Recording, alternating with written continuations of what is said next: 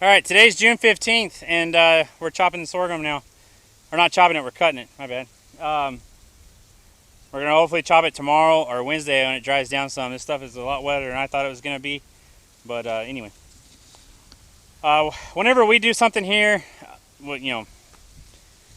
start a hay season or start a whatever, I always end up watching stuff on YouTube that relates to that, just so to see if I can come up with some ideas or get me thinking about whatever. And I thought this would be a good time to do a video on something like this because it's hard to find videos that say like, oh, this is how we did it and whatever. You get video of equipment running and things, but you don't ever really get to hear what they did or how they did it. So here on the sorghum, we planted at 43 pounds an acre. That's what it came out to be. I tried to, as we started off, it was a little thicker or a little heavier, and then we got it down to about 43 pounds an acre. We never went over 50. But this is all dry land. This wasn't irrigated or anything like that. This has been in the ground for 45 days now, and it was all planted about May 1st. The spring was wetter than normal. It's actually one of the top wettest years so far at the beginning. And so we dealt with some mud, and there was days that we couldn't do anything. It was too wet. So that put us behind a little bit. We were hoping to get it planted more in the middle of April. So we got an Athens plow that's 24 foot with just regular disc, and we made 3 passes with it. We'd go one way, turn around, go the other way, and then go back the other way again. We have a Hay King that has it goes 8 to 10 inches deep with 10 shanks on it. We did rip a lot of this, trying to open the ground up, and then after that, we tried to just run the roller, have Allie run the roller, get her some tractor time, and it didn't get it smooth enough. Here we're more of a sandy type soil, so just running the disc over it and then running it over with a drill, it's too soft and will sink more. So we like to firm it up with a roller first, and then that gives a little bit of a good ride for the drill to run on. So after that kind of failed, which she did probably like 30 acres or maybe 20 something acres, and then after that we went and got the little disc, which is just a 12 foot I guess you'd call it like a finishing disc, where you can straighten out the angles on the disc, and we got it about as straight as possible. On some fields we had to adjust, get a little bit more of an angle if it was a little rough, and then we went over it 2 inches deep or so, dragging a harrow, and just made it tabletop smooth, and then went over it with the roller. That just made it like a glass top table. So after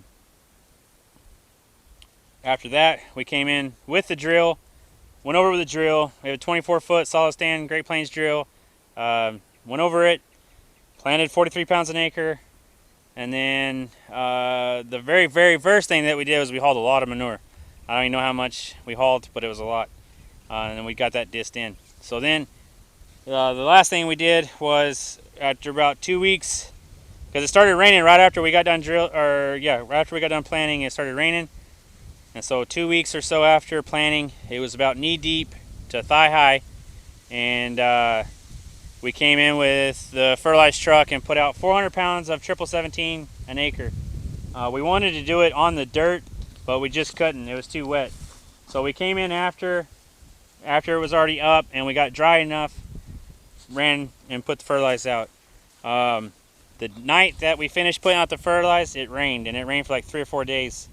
If I remember right, it was at least a couple inches of rain over a 4 or 5 day period, and it hasn't rained since. So it's been about 3 weeks that I can remember that it hasn't rained, and we're getting really, really dry right now.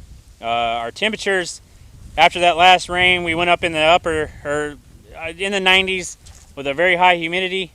Today we're actually 95 degrees with like a 90% humidity, so it's pretty uncomfortable out here, but this stuff seems to love it.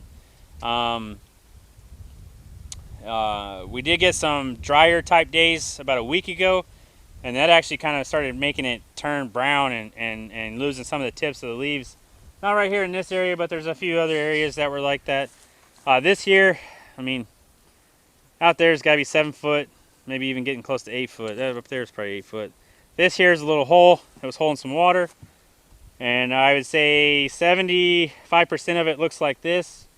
and then some of it's only chest high, depending on the soil and if the ground was good or not. So um, the most important thing on planting the sorghum is the seed bed. I've had a few questions asked about no-tilling it. And I don't know no-tilling it into some kind of stubble or anything like that. I don't know on that, but on no-tilling it into sod, that's a bad idea. This coastal grass, it's got some dead ryegrass in it still, because that's what was out here when we were doing the work. But you can see here the grass was still pretty thick on the edge of the fence line, and that's all the sorghum did. And you can see how far there's one here and there's one over there. So yeah, that's not very good. We get in here a little ways where it's a little thicker and it's more dirt, and you can see within a foot we got like 5 or 6 plants here, even more on this right here. And you can tell, I mean, those are smaller than my index finger. That one's about the same size as my index finger. And you can see it, how tall it is, which, whatever. But this was a Gotcha Plus extended maturity sorghum sedan hybrid. There's no seed heads in it. Like I said, it's been in the ground for 45 days. I was told that if you let it go to about 65 days, it'll start popping seed heads.